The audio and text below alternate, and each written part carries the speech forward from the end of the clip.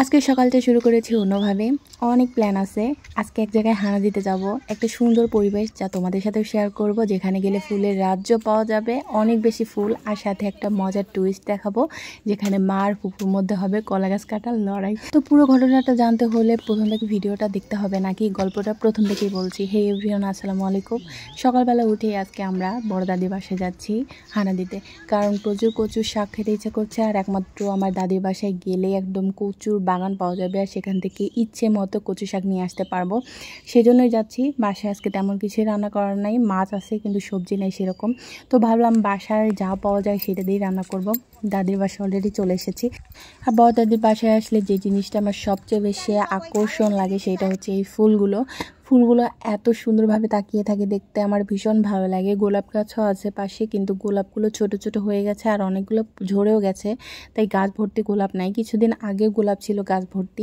আমি ফুলের ছবি তুলছিলাম, সেই সময় দেখি আমার মা প্ল্যান করে ফেলেছে কাঁচকলাও কাটবে। আর কাঁচকলা কাটতে হলে একটু কষ্ট করতে হবে, যেটা হচ্ছে মই দিয়ে চালে উঠতে হবে, আর চাল থেকে সেই কলা গাছ থেকে কলা পাড়তে হবে।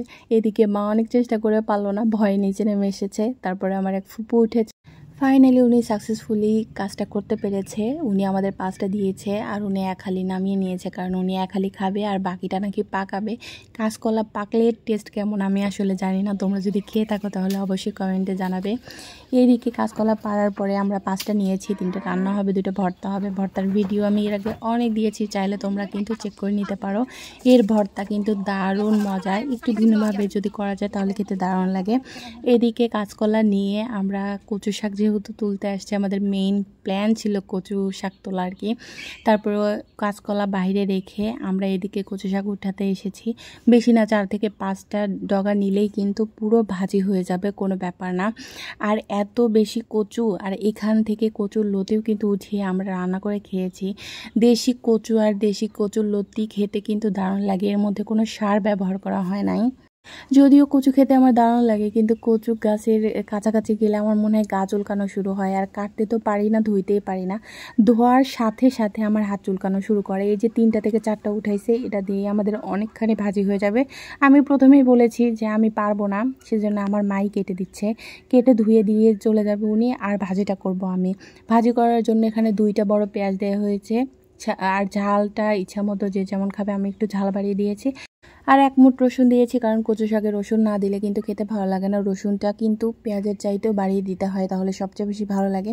এখন এর মধ্যে 5 ফোড়ন দিব। 5 ফোড়ন দিয়ে তেল দিয়ে, সাদা তেল দিয়ে এটা ভেজে নিচ্ছি। যখন এটা ব্রাউন কালার হয়ে যাবে, ঠিক সেই সময়ের মধ্যে হলুদ দিয়ে দিব। কেউ চাইলে শাক দেওয়ার পরেও হলুদ দিতে পারে, কিন্তু আমি হলুদটা আগে দিই, কালারটা আমার কাছে মনে হয় সবচেয়ে ভালো আসে।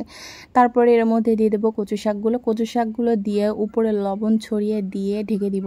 ঢেকে দিলেই একদম যথেষ্ট পানি উঠে যাবে, আর এটা সেদ্ধ হয়ে যাবে। বেশি সময় লাগবে না এটা রান্না করতে। আর এক্সট্রা কিন্তু কোনো পানি ব্যবহার করা যাবে না কচু শাকে, তাহলে একদম ঝোল হয়ে যাবে, শাকটা কিছু পাওয়া যাবে না, তাহলে কিন্তু যন্ত্রণা হয়ে যাবে।